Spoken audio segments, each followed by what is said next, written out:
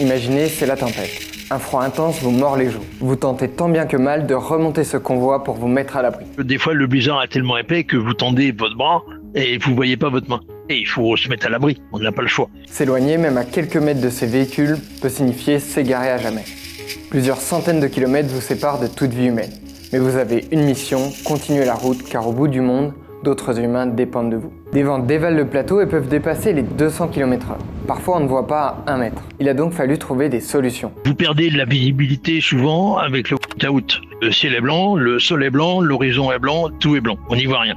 Donc le principe a été de tester quelque chose en disant si on éclaire plus que le soleil, on va recréer de l'ombre. C'est ce qui s'est passé. Les phares, ce sont des phares de stade.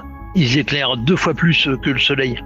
Et on éclaire à 10 mètres devant soi, qui permet justement de revoir le sol et de recréer des ombres. À d'autres moments, les tempêtes sont tellement fortes qu'elles rendent la progression presque impossible. Les membres du convoi se retrouvent assaillis par le vent, la neige et le froid.